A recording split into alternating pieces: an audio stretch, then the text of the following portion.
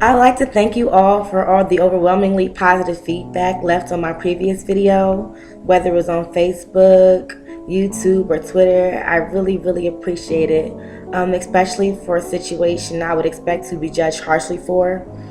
It really means a lot to me, all of your encouraging words.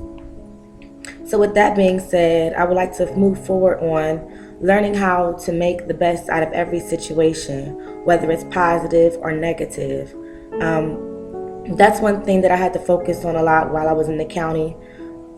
I made it my duty to try to do things like learn Spanish, read as many books as possible, up to 3 or 4 books per week, work out, because I had no idea how long I would be there. So I felt like if we can make a situation into some kind of self-improvement opportunity, that's the only way that we can learn to grow from this situation. So learning to make the best out of every situation, positive or negative, is really huge to me.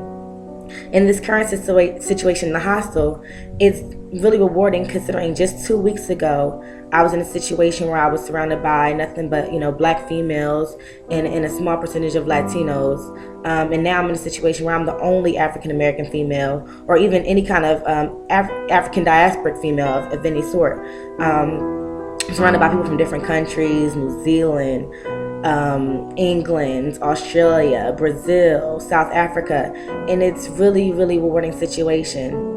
And so with that being said, I feel like that we should learn from every person that we meet. If we can make it our duty to learn one thing from each person we encounter, we will be rewarded greatly for that. The woman from South Africa, she was telling me about a situation with Nelson Mandela and how when he was in jail for those decades, every day they were forced to chip limestone every day, and they were wondering why when he was released he wasn't crying. It was because his tear ducts were clogged with the limestone dust. But with that situation, they found time to go into those caves, which they created every day, to hide away and teach each other how to read and how to improve themselves. And just hearing that story from her, it really touched me, because it kind of reinforced that idea of making the best out of every situation, regardless of how devastating it could be. It could be your curse, but you can try to make some kind of blessing out of it. And so that's really huge to me. There's a quote I've heard, I'm not really sure where it originated, but it says, smart is to learn from experience, but wise is to learn from others' experience. And so I feel like that's really valuable.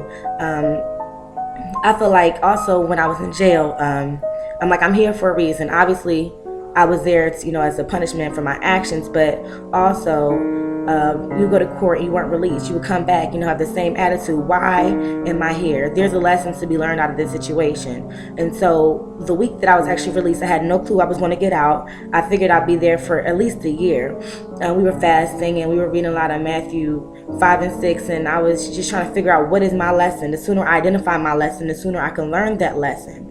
And miraculously, within the next 3 days, I was offered my probation. And so I learned the lesson, and it was more than just, not trying to take matters into my own hands. It also seemed like a lesson, to control my temper, be in that situation, control my patience. I have a very short patience, and I have a short temper.